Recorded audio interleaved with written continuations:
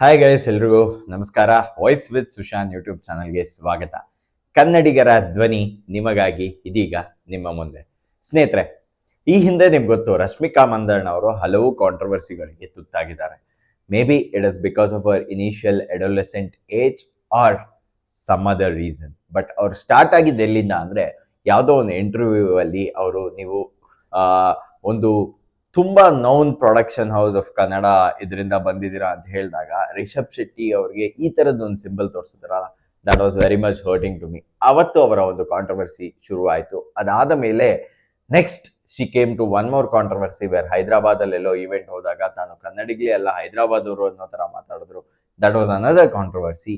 But today's the very recent controversy ಏನು ಅಂತಂದ್ರೆ, ಅವ್ರು ಯಾವುದೋ ಒಂದು ಮಾಧ್ಯಮದ ಜೊತೆ ಒಂದು ಇಂಟ್ರಾಕ್ಷನ್ ಮಾಡಬೇಕಾದ್ರೆ ಕೊಡವ ಕಮ್ಯುನಿಟಿಯಿಂದ ಬಂದಂತ ಮೊದಲ ನಟಿ ನಾನು ಅನ್ನುವಂಥ ವಿಚಾರವನ್ನ ಹೇಳ್ತಾರಂತೆ. ಸೊ ಇದ್ರ ಬಗ್ಗೆ ನಿಮ್ಮ ಅಭಿಪ್ರಾಯ ಏನೇ ಇರ್ಬೋದು. ನನ್ನ ಅಭಿಪ್ರಾಯ ಒಂದೇ ಸ್ನೇಹಿತರೆ, ಕೊಡವ ಕಮ್ಯುನಿಟಿಯಿಂದ ಬಂದಂತ ಒಂದು ನೌನ್ ನಟಿ ಅಂತ ನನಗೆ ಫಸ್ಟ್ ಗೊತ್ತಾಗಿರೋದು 100% ರಶ್ಮಿಕಾ ಮಂದಣ್ಣ ಅವರೇ. ಅದರಲ್ಲಿ ಡೌಟ್ ಇಲ್ಲ.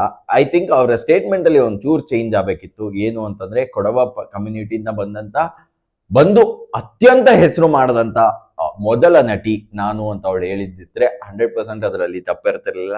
ಬಟ್ ಏನೋ ಹೇಳ್ಬಿಟ್ಟಿದ್ದಾರೆ ಈ ಒಂದು ಸ್ಟೇಟ್ಮೆಂಟ್. ಬಟ್ ಅದನ್ನ ಹೆಟ್ಕೊಂಡು ಈಗ ನ್ಯೂಸ್ ಚಾನಲ್ ಅವರು ಜಜ್ಜಿ ಮಾಡ್ತವ್ರೆ. ಬಟ್ ನನ್ಗೆ ಅದರಲ್ಲಿ ಒಂದು ಪ್ರಶ್ನೆ ಇದೆ.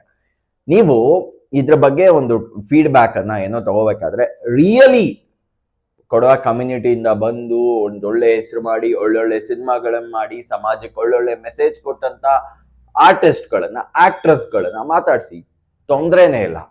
ಆದ್ರೆ ಆ ಒಂದು ಕೊಡವ ಕಮ್ಯುನಿಟಿಯಿಂದ ಬಂದಂತ ವ್ಯಕ್ತಿನೇ ಅಪ್ಪು ಅವರ ಹೆಸರು ಇಟ್ಕೊಂಡು ಒಂದು ಕ್ಯಾಂಟೀನ್ ಅನ್ನ ಮಾಡ್ಕೊಂಡು ದುಡ್ಡು ಸಂಪಾದಿಸೋ ಪ್ಲಾನ್ ಮಾಡಿ, ಇನ್ನೊಬ್ಬ ಯೂಟ್ಯೂಬರ್ ಅನ್ನ ಜೀವನವನ್ನೇ ಲೆಕ್ಕಿಸದೆ ತನ್ನ ಒಂದು ಇಂಟರ್ವ್ಯೂವನ್ನ ಉಪಯೋಗಿಸ್ಕೊಂಡು, ಅದರಲ್ಲಿ ಕಟ್ ಕ್ರಾಪ್ ಕಂಟೆಂಟ್ ಅನ್ನ ಉಪಯೋಗಿಸ್ಕೊಂಡು ಅದನ್ನ ಸಮಾಜದ ಮುಂದೆ ಆ ಯೂಟ್ಯೂಬರೇ ತಪ್ಪು ಅನ್ನೋ ರೀತಿ ಬಿಂಬಿಸಿ ತನ್ನನ್ನ ಪಬ್ಲಿಸಿಟಿ ಮಾಡಿಕೊಂಡು ಸ್ವತಃ ತಾನು ಬಿಗ್ ಬಾಸ್ಗೆ ಹೋಗ್ಬಿಟ್ಟು ಅಲ್ಲಿಂದ ಏಕಾಏಕಿ ಮಿಡ್ ಎಲಿಮಿನೇಷನ್ ತರ ಆಗ್ಬಿಟ್ಟು ಹೊರಗಡೆ ಬಂದು ಚೀತು ಅನ್ಸ್ಕೊಂಡವರು ಇವತ್ತು ಆ ಒಂದು ಕೊಡವ ಕಮ್ಯುನಿಟಿಯ ರಶ್ಮಿಕಾ ಮಂದಣ್ಣನ ಬಗ್ಗೆ ಮಾತಾಡುವ ಒಂದು ಕಿಂಚಿತ್ತು ಯೋಗ್ಯತೆ ಇಲ್ಲ ಅನ್ನುವಂಥದ್ದನ್ನ ನಾನು ನಿಮ್ಗೆ ಹೇಳಕ್ ಇಷ್ಟಪಡ್ತೀನಿ ಸ್ನೇಹಿತರೆ. ಏನ್ರಿ and these news channels, you should always think ಯಾರನ್ನ ನೀವು ಇಂಟರ್ವ್ಯೂ ಮಾಡಬೇಕು, ಯಾರ ಹತ್ರ ಕ್ವಶನ್ ಕೇಳಬೇಕು ಅನ್ನೋದು ಯೋಚನೆ ಮಾಡಬೇಕು.